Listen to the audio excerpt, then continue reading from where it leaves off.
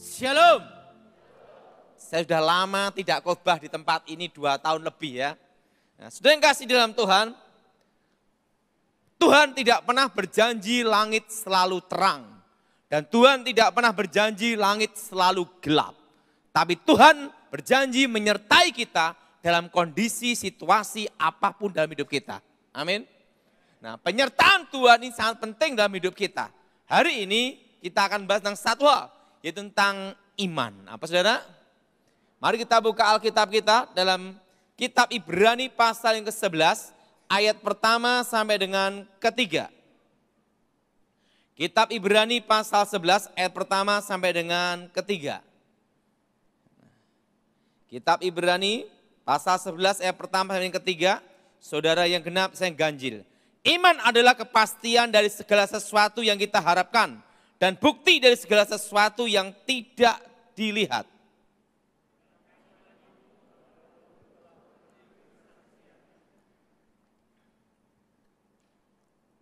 Oleh iman kita mengerti bahwa alam semesta dijadikan oleh firman Elohim. Dengan demikian apa yang kelihatan sesungguhnya terjadi dari apa yang tidak kelihatan. Alkitab berkata bahwa dasar dari iman adalah harapan. Apa saudara? Apapun tantanganmu, apapun badai, apapun tekanan, yang tidak boleh hilang dari hidup adalah satu, yaitu harapan. Kalau orang sudah hilang harapan, itu paling berat dan paling payah, saudara. Karena ngalami 4S. Sedih, stres, stroke, selesai. Jadi apapun tekanan, apapun badai yang datang dalam hidupmu, yang tidak boleh hilang adalah satu, yaitu harapan. Apa saudara? Karena itu ada dasar dari iman. Nah saudara, selama 2 tahun ini corona, ada satu pengalaman yang menurut saya itu hal yang sangat baik sekali. Saudara. Kenapa saudara? Puji Tuhan saya selalu lolos. Saudara. Suatu kali saya dijemput saudara. Nah saya diminta untuk pelayanan khotbah ada di Surabaya untuk live streaming. Saudara. Oke. Dari Surabaya jemput saya di rumah. Sopirnya batuk-batuk, gitu. Saya tidak kepikiran, dah saya berangkat. Satu mobil, ini satu mobil. Udah satu mobil, masuk tol, sudah sampai Ngawi. Sopirnya gini, Pak Daud, saya minta maaf Pak, saya ini kena corona Pak. Saya ini sebenarnya di karantina Pak. Saya di karantina, diisolasi. Nah, tapi Pak Pendeta nelpon saya untuk jemput Bapak. Langsung saya jemput Bapak. Yang jadi pertanyaan satu tak, udah satu mobil, jalan tol. Nggak mungkin saya lompat kan. Udah satu mobil buka masker semua, sebelah-sebelahan gini. Kan gini saudara. Udahlah, saya pasrah aja lah sama Tuhan. Udah. Sampai Surabaya, pendetanya saya beritahu, demi nama Yesus. Jarak 3 meter semua. Ada. Tapi satu hal saya berharap satu. Kalau kita belum waktunya Tuhan mati, apapun terjadi tidak mati-mati. Tapi kalau sudah waktunya mati, gosok gigi keselak odol mati. Udah saya alami itu. Ada lagi. Waktu itu ada pertemuan meeting, sama kawan saya Mayor Jenderal Gleni Kerupan, satu letingnya Prabowo. Baru bicara tentang untuk pilpres, untuk ngomong-ngomong ngobrol-ngobrol gini, ada satu orang lagi itu di Pondok Indah saudara. Ketemu saya minta doa, ada rekanan IT lah gitu. Ini kumpul-kumpul semua nih saudara. Itu tahun lalu saudara. Udah doa toh demi nama Yesus.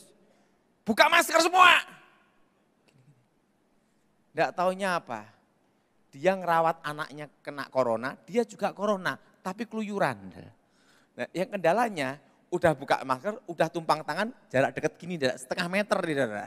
Gini-gini doang. Nah, begitu saya keluar dari tempat itu, teman-teman jauhin saya 3 meter. Itu sering kejadian berkali-kali, tapi Tuhan tuh baik, loloskan saya terus. Suatu kali, ini hal yang aneh tapi konyol juga adalah, ini pengalaman. Saya itu tiba-tiba tenggorokan itu panas kayak kena api. Tusan itu berlendir hijau. Berlendir hijau gitu. Dada mengkap-mengkap. Badan itu panas, demam tinggi. Wah, saya tahu ini. Ini kalau di swab pasti corona, positif.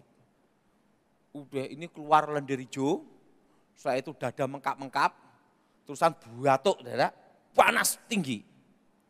Saya masih ingat Pak Terawan ngomong sama saya, corona itu belum ada obatnya. Semua masih riset. Yang bisa ngalahkan virus corona, satu, imun, daya tahan tubuh. Nah yang kedua, itu alkohol. Makanya semprot-semprot kan gitu. Nah saya masih ingat itu. Pertama, daya tahan tubuh. Kedua, alkohol. Saya lihat itu yang bagian semprot-semprot yang 70% itu adalah, wah enggak mungkin saya minum ini. Tapi enggak ada obatnya. Udah mengkap-mengkap. Ini pengalaman teman saya ngirim Johnny Walker. Black Label. Tak lihat alkoholnya 40% lebih. Ini semprot-semprot, ini tidak mungkin. Saya mikir gini, daripada tidak nyoba, coba aja. Wes nekat udah, kan tidak ada obatnya. Apa yang terjadi? Saya sekali minum segini. Kuning itu, yang ada gambarnya topi gini. Saya gini kan, saya minum, blegek gitu loh, suas gitu. Waduh, rasanya kayak api di sini, kayak api, panas sekali. Duk, langsung kayak muntah gitu, keluar lendir-lendir hijau. Nah,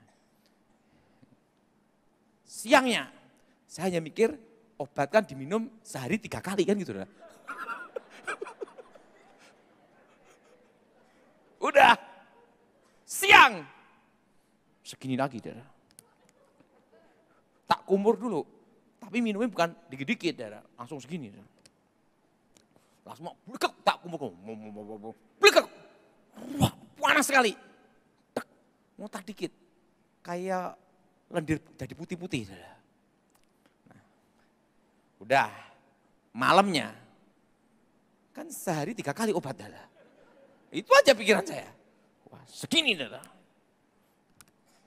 Blekek, ngantuk tidur. Paginya dites, negatif.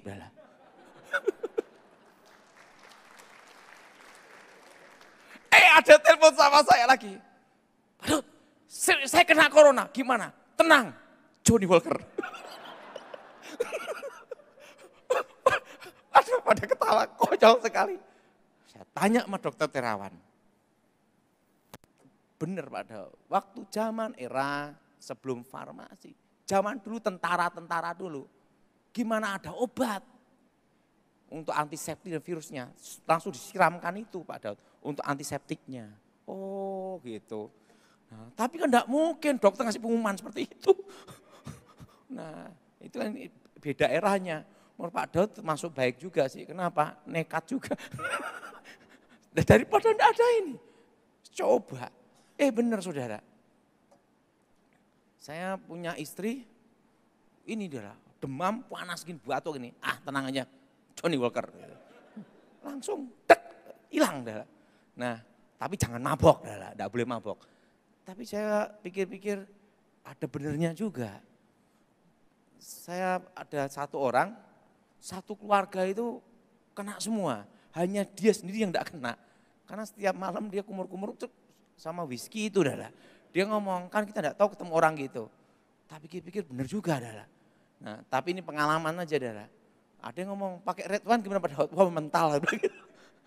Nah, saudara, itu pengalaman.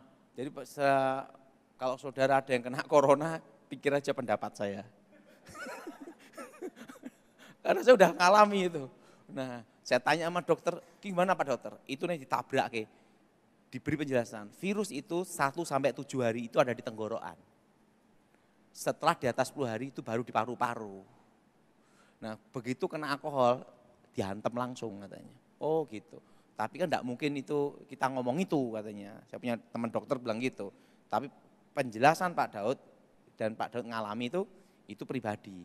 Nah, saudara, dasar dari iman adalah apa, saudara? Harapan. Harapan apa? Adanya pemeliharaan Elohim. Adanya pemeliharaan Tuhan. Apa saudara? Adanya apa saudara? Pemeliharaan apa? Pemeliharaan Tuhan. Adanya pemeliharaan Elohim.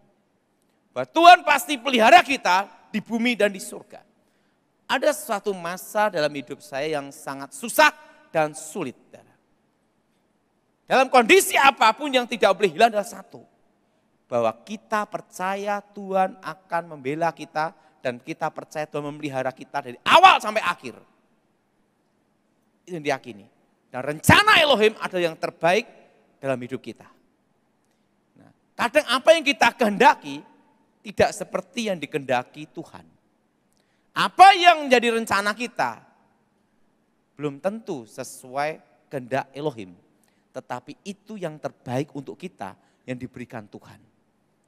Pada waktu kita percaya Tuhan, kita berpikir kalau ikut Tuhan itu semua aman, semua bebas dari masalah. Bebas dari tantangan, bebas dari badai. Tapi ingat, selama kita hidup pasti ada tantangan. Dan hidup kita adalah untuk mengatasi masalah. Dari awal sampai akhir. Nah, saudara, pada waktu saya bertobat percaya Tuhan Yesus, kondisi mama saya, keluarga saya itu susah dan berat. Mama saya itu menghidupi 5 anak laki semua. Makanya dalam hidup ini harapan itu penting. Karena itu dasar dari iman. Apa yang terjadi? Saya punya papa itu nakal sekali. Kalau kaya sama perempuan lain, kalau miskin sama mama saya. Dalam kondisi miskin tidak punya apa-apa. Nah, tetapi mama saya tidak mau cerai.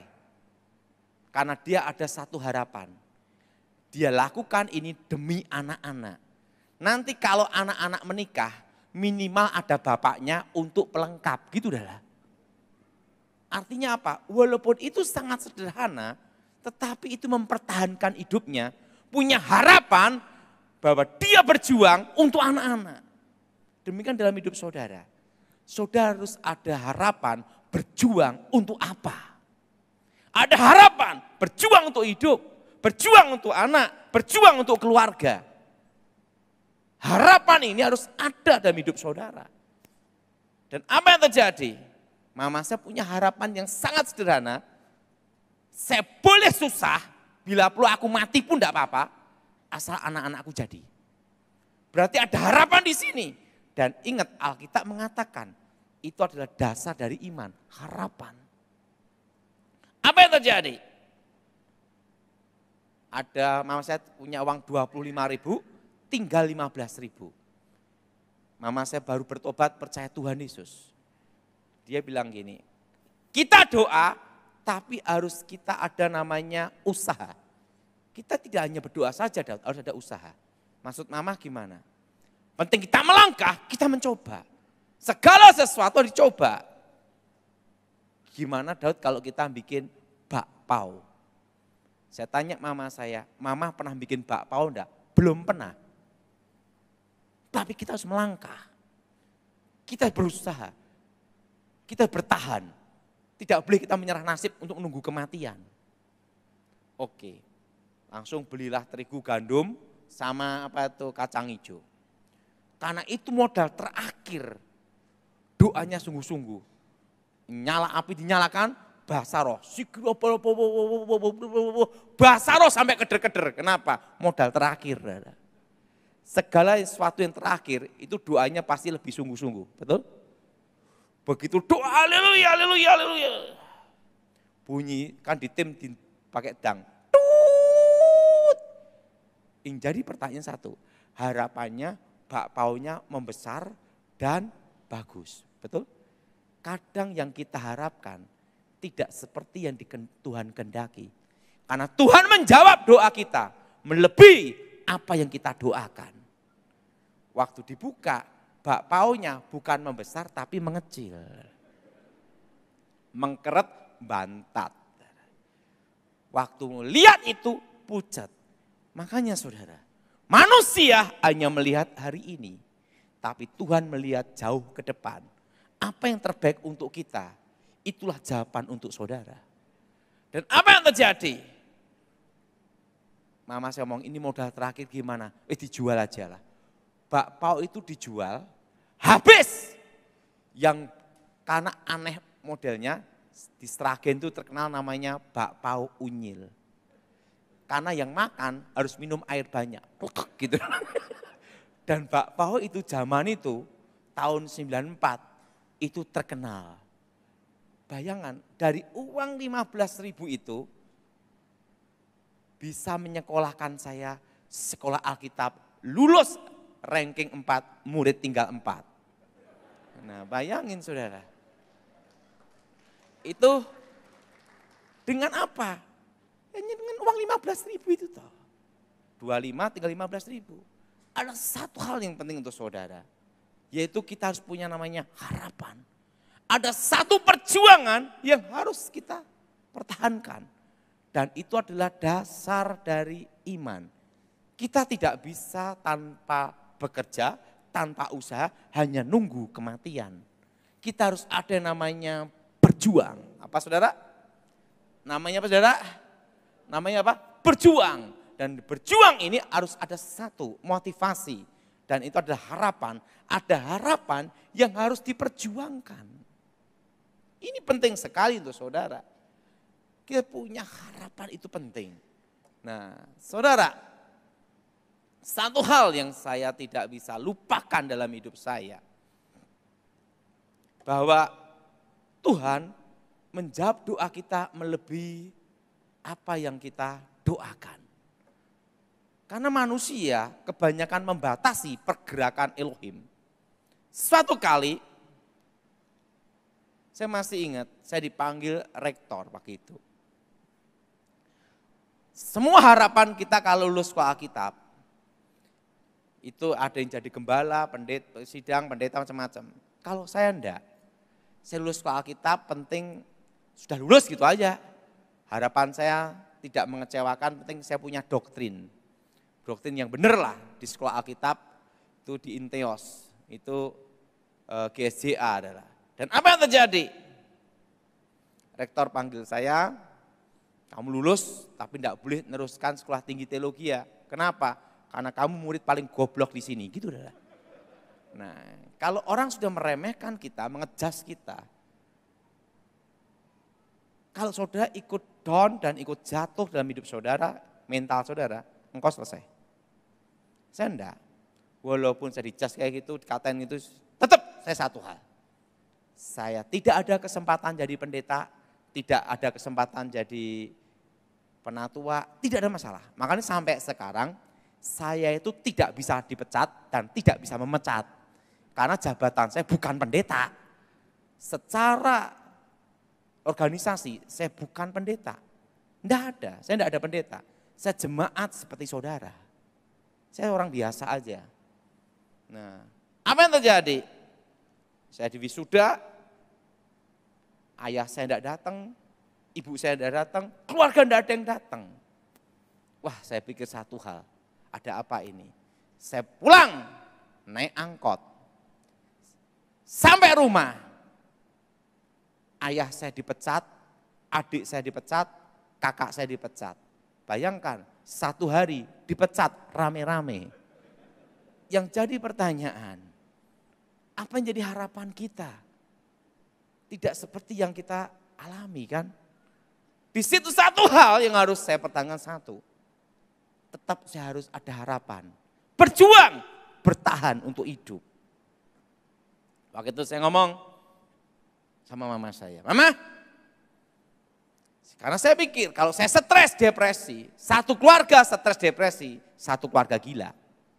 Harus ada satu yang bangkit dan ada satu yang punya harapan. Jadi ingat, saudara harus punya harapan dan berjuang. Dan apa yang terjadi? Waktu itu saudara, saya tanya mama saya, "Mama, saya mau kerja." Saya doa, tangan saya ada plastik. Mama saya gini, "Daud, di antara keluarga ini, kamu yang paling goblok." Gitu dah. "Apa bisa kamu kerja?" Saya ngomong mama saya, "Beri saya kesempatan." Satu hal.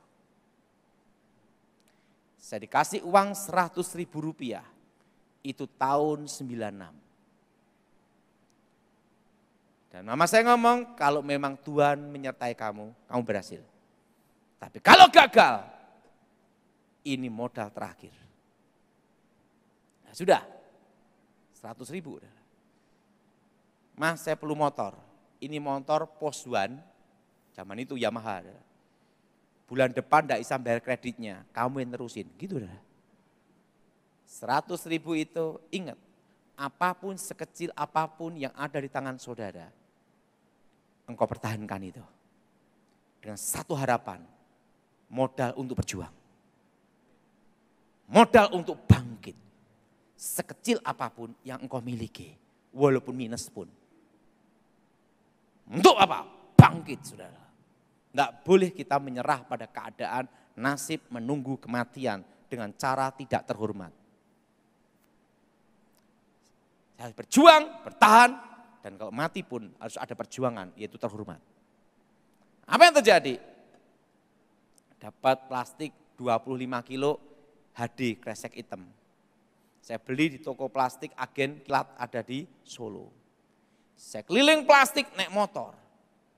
Segala sesuatu yang dilandasi dengan doa, itu ada namanya kekuatannya. Ada apa saudara? Ada apa saudara? Segala sesuatu yang kita landaskan dengan doa, itu pasti ada kekuatan. Dan apa yang terjadi? Saya jual ke simbok-simbok, sampai ke ini, untung 3.000, 5.000. Apa yang terjadi? Dari omset 25 kilo, jadi setengah kintal, 1 kintal, bertahan terus. Berjuang, berjuang, berjuang, berjuang. Hanya ada satu harapan, bahwa saya tidak boleh mati karena menyerah pada nasib. Harus berjuang dan bertahan, dan mati pun harus terhormat karena perjuangan. Dan apa yang terjadi? Untuk setengah ton, 1 ton, sampai puluhan ton, sampai jadi pabrik plastik. Dan sampai jadi pabrik plastik pun tidak ada utang bank. Nah itu dah. Pertama berjuang, tekun, komitmen. Dan dalam disiplin, ada disiplin waktu, ada disiplin kerja, ada disiplin istirahat. Kenapa saya beritahu istirahat pun harus ada disiplin? Saya masih ingat, saya kan pernah tugas di pengamanan presiden. Saya tugas tidak lama, dari 2004 sampai 2014. 10 tahun saya menjaga RI 1. Perintah langsung dari KSAD Kasat waktu itu. Dan 2004 saya perintahkan khusus untuk menjaga presiden. Itu harus menunggu telepon. Dan teleponnya itu langsung ibu presiden, kan ring 1. Perintah khusus. Tidur hanya 3 sampai 4 jam. 3 sampai 4 jam saja. Dan begitu ada telepon khusus, langsung tek, siap, perintah, siap, siap, perintah, siap, gitu terus. Dan handphone itu saya mandi, saya tidur kemana harus dibawa. Karena itu perintah khusus. Di situ saya lihat jamnya ibu tidak telepon, jamnya Kasat tidak telepon jam berapa. Hanya ada jam 12 ke atas sampai jam 3, jam 4. Karena mereka juga perlu tidur kan itu dah. Nah, jam itu dari jam 12, jam 3 saya belajar disiplin supaya bisa tidur. Tak merem-meremkan gini dah. Pertama nyoba itu susah untuk start tidur itu. Tapi setelah setengah tahun baru bisa. Kalau tidak, saya tidak bisa istirahat. Dan setahun aja bisa gini. Stroke, tidak tidur sama sekali kok, betul? Nah, di situ yang namanya disiplin istirahat, disiplin tidur harus ada, saudara. Jelas, saudara? Harus ada apa, saudara? Disiplin, saudara, istirahat, disiplin waktu. Nah, dan sampai sekarang saya selalu ngajarkan apa? Disiplin sama anak-anak saya.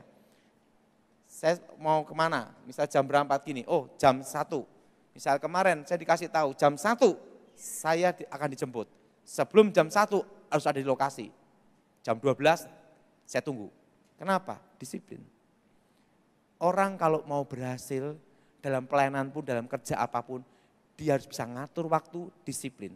Saudara bisa bekerja luar biasa untungnya. Tetapi kalau engkau tidak bisa disiplin istirahat, tidak bisa ngatur waktumu istirahat, sakit apa gunanya? Betul? Betul? Betul? Makanya disiplin itu penting.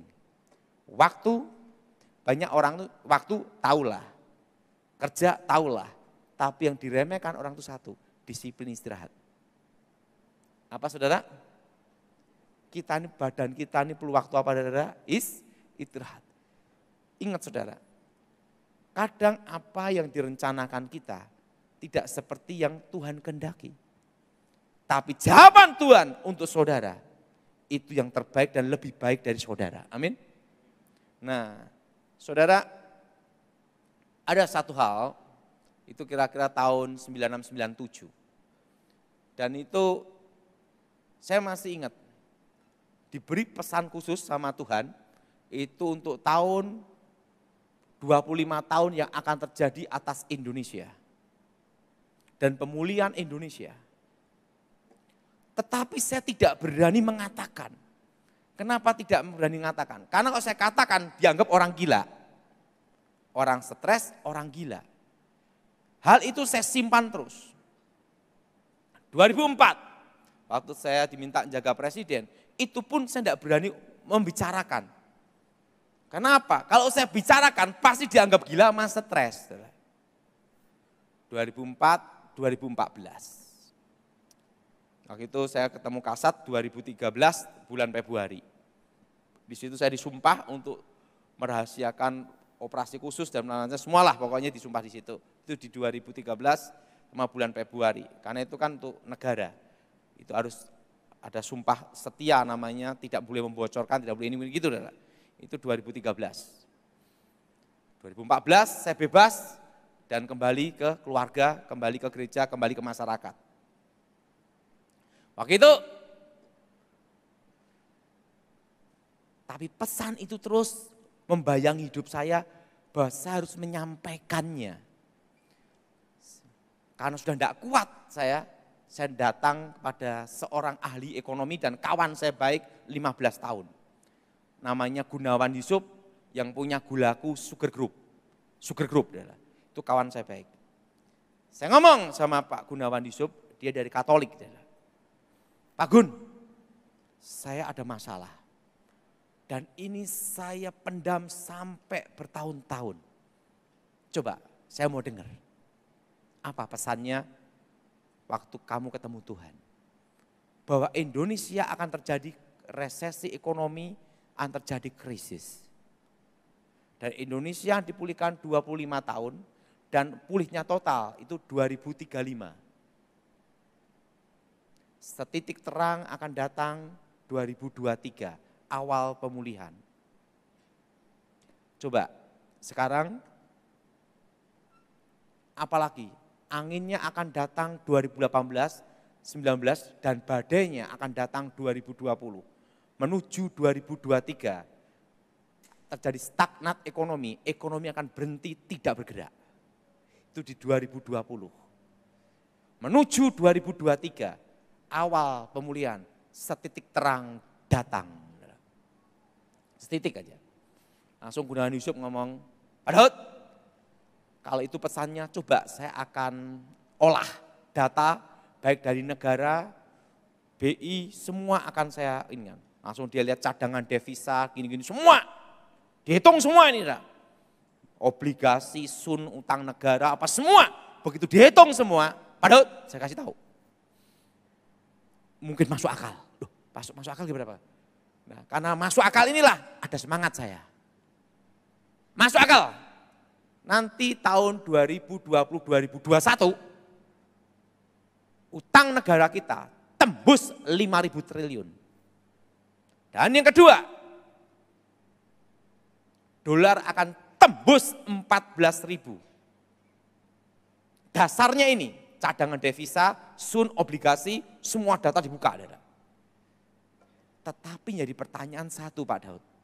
Dikatakan di 2020, Indonesia mengalami stagnat ekonomi. Ekonomi berhenti dan tidak bergerak seluruh Indonesia. Yang bisa melakukan hal ini terjadi hanya ada dua. Pertama, bila terjadi kudeta, pemberontakan. Kedua, wabah.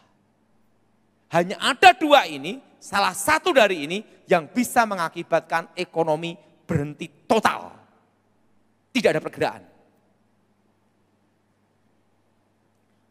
Kira-kira Pak Gun, saya perlu sampaikan enggak? Sampaikan saja kalau itu memang pesannya dan kamu yakin. Dan apa pesannya lagi? Berkebun. Karena terjadi krisis pangan. Dunia. Langsung dia ngomong beritahu saya, tanya satu toh. Pak Daud kan di pengamanan presiden, oke. Pak Daud udah lapor pajak belum? Belum.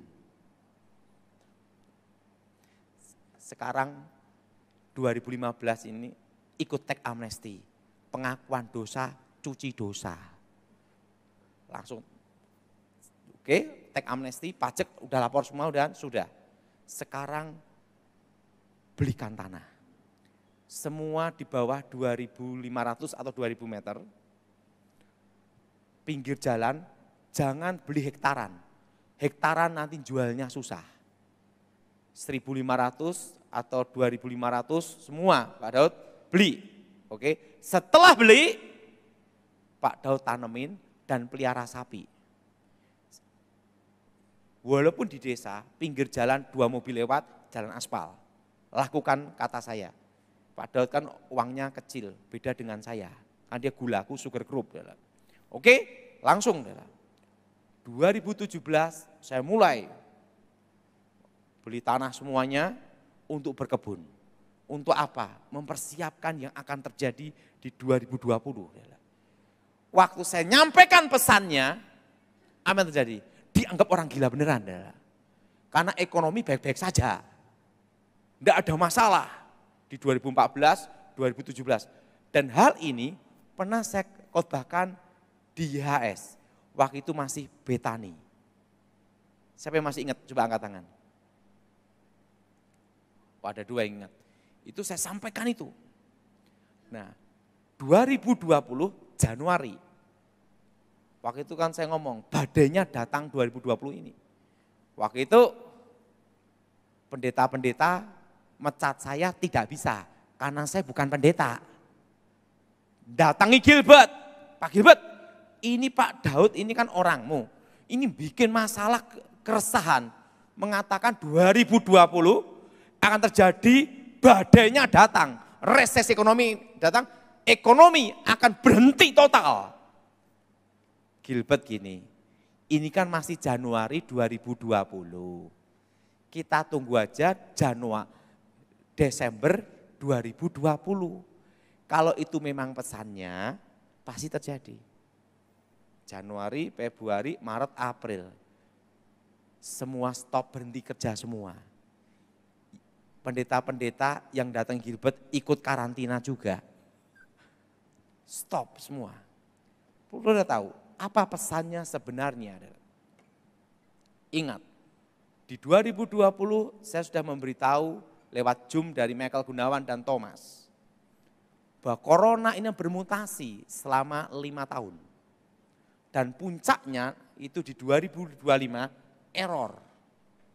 Di atas 2025 sampai 2030 kasus biasa. Dan waktu itu saya memberitahu supaya semua berkebun. Kenapa? Ketahanan pangan akan terjadi krisis pangan. Apa saudara? Krisis apa saudara? Pangan. Dan waktu itu saya memberitahu supaya jangan utang bank. Dan kalau utang segera dilunasin.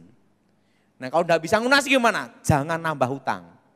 Karena bunga bank akan naik, akan terjadi inflasi selama 5 tahun. Dan inflasi itu dimulai tahun 2022. Siapa yang mendengar di YouTube, saya berkata demikian. Angkat tangan coba. Tinggi-tinggi.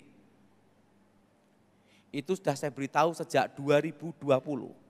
Dan ingat saudara, waktu itu 2021 saya memberitahu, itu sebenarnya pesan yang diberikan Tuhan kepada saya, itu tahun 1996-97.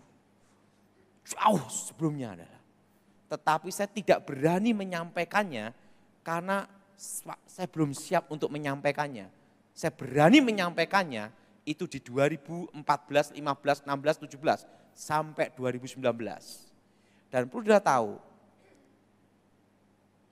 ada yang tanya saya, bagaimana kita untuk bertahan? Selama 2 tahun ini jangan ada pengembangan bisnis apapun. Kecuali batu bara atau nikel, mining. Beda. Yang industri lainnya jangan ada pengembangan sampai 2 tahun. Dari tahun ini sampai 2024. Kenapa? Ini penjelasannya. Setelah itu saya baru mengerti, oh berarti kejadiannya seperti ini. Karena itu pesannya itu tahun 96-97. Perlu kita tahu, inflasi ini akan terjadi terus sampai 5 tahun, puncaknya itu di 2027. Dan tahun ini adalah permulaan. Ikutnya semua, permulaan. Apa saudara? Ini adalah permulaan dari resesi. Dan tahun depan adalah resesi yang sebenarnya. Dan tahun depan, tepatnya bulan Maret ke atas, mulai akan naik-naik terus. Dalam kondisi seperti ini, nomor 1, bunga bank akan naik. Makanya pesannya waktu itu jangan utang bank. Dan tahun lalu saya sudah memberitahu bahwa bulan 9 tahun 2022 suku bunga BI Rate akan naik. Udah saya sampaikan itu di Zoom semua. Dan udah tahu, tahun depan suku bunga BI Rate bisa 6-7%. Suku bunga naik, inflasi naik sampai 2027. Nah, apa pesannya? Pertama, pegang rupiah secukupnya saja untuk hidup transaksi. Kalau saudara ada keuntungan, belikan barang semua. Apa saudara? Apa saudara? Belikan barang semua. Karena nanti nilai rupiah akan turun terus. Sampai 2027.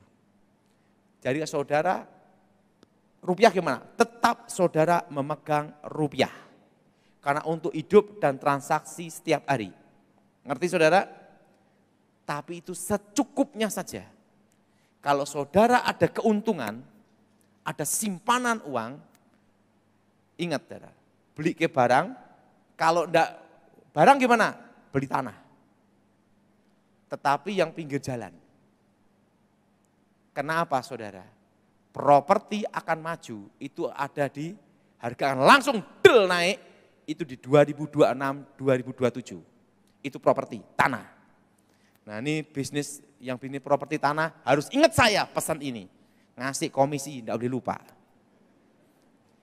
Itu nanti akan di 2026-2027. Langsung properti del mengikutin yang lain naik, inflasi. Karena properti akan yang terakhir. Jadi saudara yang punya properti jual tahun ini susah. Kalau yang di atas 2 miliar, yang laku-laku di bawah 500 juta. Tapi ingat, properti akan del naik pada waktu 2026-2027. Kenapa? Karena di tahun depan baru saya mengerti. Pertama, pajak diperketat. dan pajak sekarang sudah naik. Betul? Kedua, menyusul UMR naik. Betul? Betul? UMR apa saudara? UMR naik. Ketiga, tahun politik. Pilpres. Keempat, yang keempat ada lagi, inflasi, suku bunga naik. Kelima ada lagi saudara, yaitu apa? Penjadwalan utang luar negeri setiap tahun. Keenam, apalagi? Ingat, Pilpres perlu biaya. Tahun depan itu yang akan memicu inflasi. Pengusaha-pengusaha, jangan utang bank. Kalau utang, lunasin. Tidak bisa bayar gimana? Jangan nambah utang lagi. Stop di situ. Tahun depan, banyak pengusaha kayak tidak dekat dengan Tuhan, banyak beli es kopior. Kelapa kopior, pusing. Tapi ingat, bersama Tuhan kita bisa. Kenapa? Karena Tuhan memberi sebuah pesan itu tahun 9697. Bahwa saat itu terjadi, aku akan memelihara umatku di tengah-tengah kesusahan.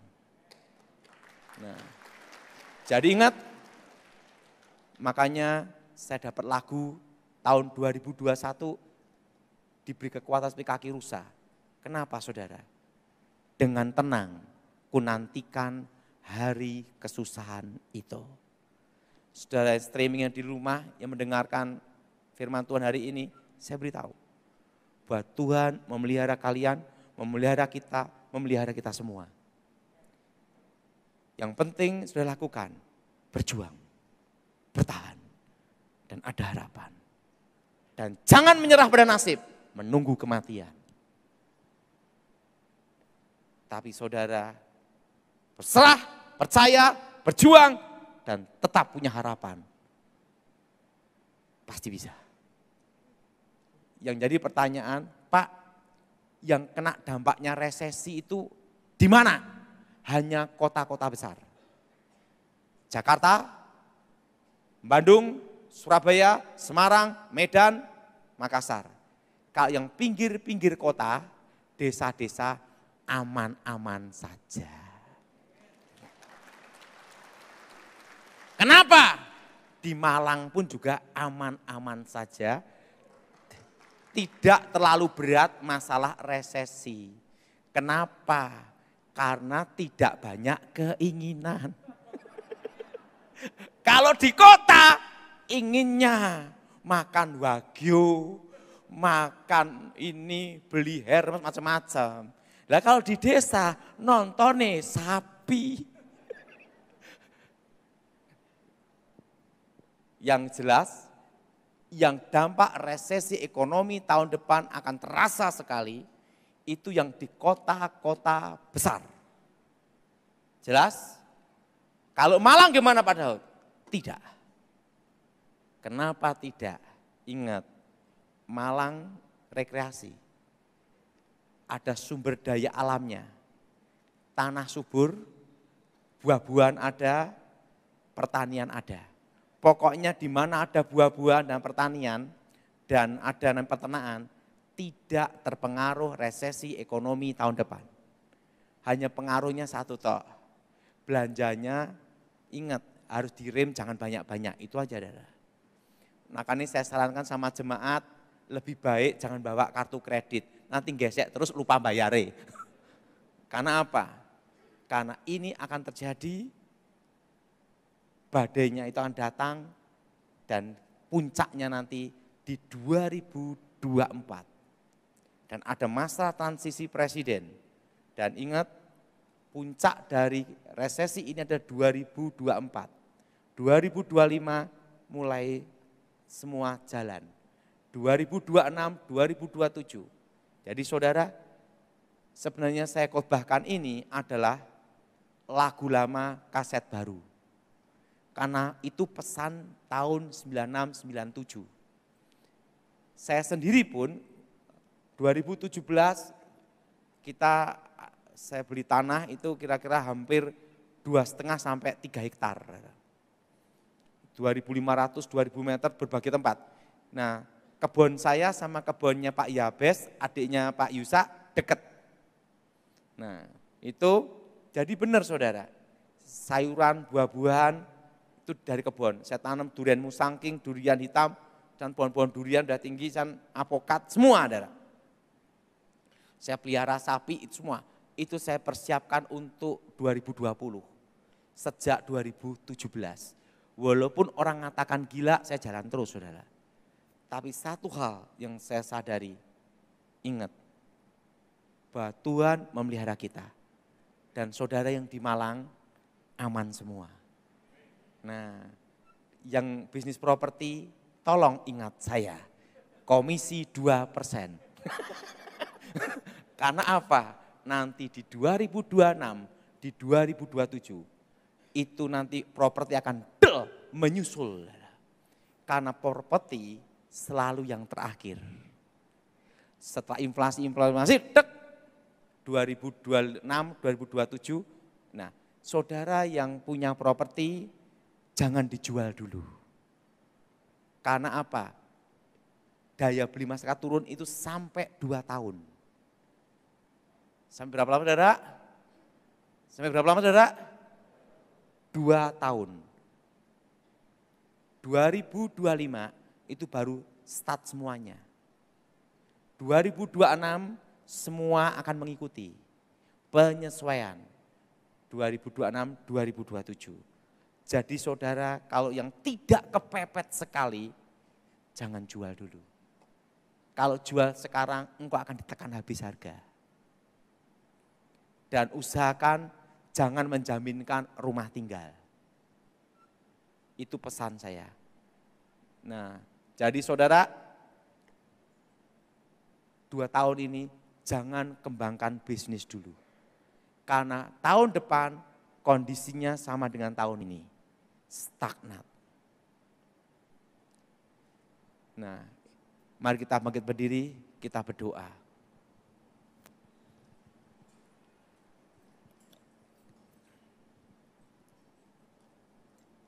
Aku percaya kuasa Bapa Yahweh melawat kami semua.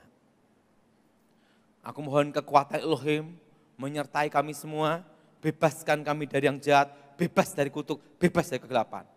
Kuasa Yesua HaMasiah melawat kami secara pribadi. Berkati firman-Mu, berkati kami semua. Dan nama-Mu dimuliakan dalam hidup kami ya Tuhan. Kerajaan Elohim ada di hati kami semua. Dan nama Yesua HaMasiah dimuliakan. Yang menyatakan amin.